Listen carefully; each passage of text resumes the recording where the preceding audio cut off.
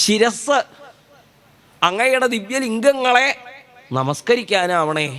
ഞങ്ങളുടെ കണ്ണുകൾ സജ്ജനങ്ങളെ കണ്ടാൽ കണ്ടു നടിക്കാൻ നോക്കോണുള്ളതാവണേ. സജ്ജനങ്ങളെ കണ്ടാലേ ചില ആളുകൾ അവജാനന്ത്യമീ മൂഢരായിരിക്കുന്ന ചില ആളുകൾ ഭഗവാന്റെ ചതുർഭുജാകാരമായിരിക്കുന്ന ബിംബത്തെ കണ്ടാൽ അപ്പാ സ്വാമി എന്ന് പറഞ്ഞ് തൊഴും. പക്ഷേ അവർ സജ്ജനങ്ങളെ കണ്ടാൽ നമസ്കരിക്കാൻ മറക്കും. അങ്ങനെയുള്ളൊരു മറക്കൽ ഞങ്ങളുടെ കണ്ണുകൾക്ക് ഉണ്ടാവരുതേ എന്നവർ പ്രാർത്ഥിക്കുന്നു.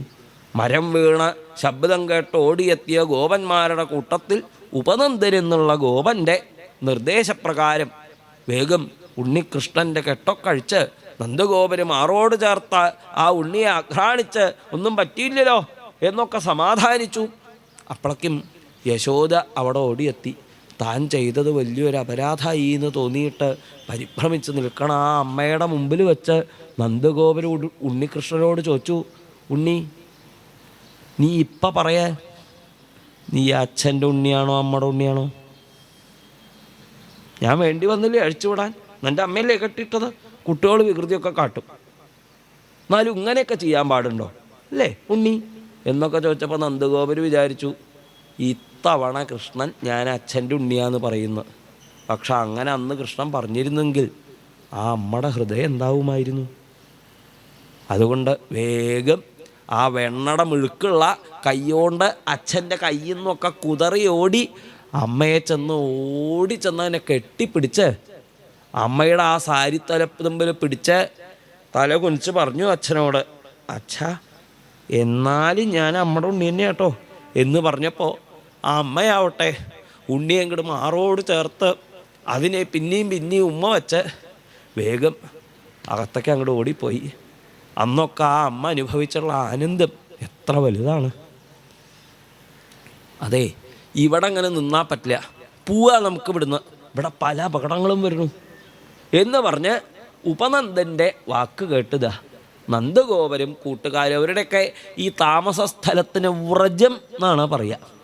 വ്രജം എന്ന് പറഞ്ഞാൽ എപ്പോഴും ഇങ്ങനെ നീങ്ങിക്കൊണ്ടിരിക്കുന്നത്, സ്ഥിരമായിട്ടൊരു ദിക്കിൽ അങ്ങനെയല്ല, തൽക്കാലമൊക്കെ ആയിട്ട് കെട്ടിയുണ്ടാക്കിയ ഒരു സംവിധാനം. പിന്നെ പുല്ലും വെള്ളമൊക്കെ ഇല്ലാണ്ട് അവിടുന്ന് വേറൊരു ദിക്കിലേക്ക് അവർ താമസം മാറും. അങ്ങനെ വനം വൃന്ദാവനം നാമ, വൃന്ദാവനം എന്ന പേരായ വലിയ കാട്ടിലേക്ക് അവർ താമസം മാറി. അവിടെ അർദ്ധചന്ദ്രാകൃതിയിൽ വ്രജ ആവാസം നിർമ്മിച്ച് അവരെല്ലാവരും അവിടെ താമസാക്കി. അർദ്ധചന്ദ്രാകൃതിയിൽ യമുനാ നദി ഒഴുകുന്ന സ്ഥലമാണ്. വിസ്തൃതമായ അവിടെ എന്താ പറയുക, ഹിമവാലുകം എന്നാ പറയുക. ആ യമുനയുടെ തീരത്തെ മണൽ കണ്ടാൽ ഹിമം വിതറിയതുപോലെ ഇരിക്കും. അത്ര വെളുന്നനുള്ള പഞ്ചാരമണൽ എന്ന് പറയുമല്ലോ, അതാണ് ആ പഞ്ചാരമണലുള്ള സ്ഥലമാണ് യമുനാതീരം. മാത്രമല്ല ഉയർന്നു നിൽക്കുന്ന ഗോവർദ്ധനഗിരി, വിസ്തൃതമായ ഭൂപ്രദേശത്ത് ധാരാളം കൃഷി ചെയ്യാം. ഇതങ്ങനെ കണ്ടതോട് കൂടിയിട്ട് വീക്ഷ്യാസീൽ യമുനാ പുളിനാനി വൃന്ദാവനം ഗോവർദ്ധനം യമുനാ പുളിനാനി ച വീക്ഷ്യാസീദുത്തമാ പ്രീതി രാമമാധവയോ നൃപാ. പരീക്ഷത്തെ അന്ന് ആ കുട്ടികളൊക്കെ എത്ര സന്തോഷമായി എന്നറിയോ. പിന്നെ അവർ കുറേശ്ശെ ആയിട്ട് അമ്മയോടും നന്ദഗോപരോടൊക്കെ മാറി മാറി ചോദിക്കാൻ തുടങ്ങി, അമ്മേ അമ്മേ വേഗം പോയിട്ട് വരാം. എവിടേക്ക്? കാട്ടിലേക്കോ? കിട്ടുവടി, മിണ്ടാണ്ടിരുന്നോ അവിടെ. അതെ, ആ ഗോവർദ്ധനത്തിൻ്റെ അവിടുന്ന് യമുനയുടെ വക്ക് വരെ അസല് കാടാ. അവിടെ കരടി ഉണ്ടാവും, പുലി ഉണ്ടാവും.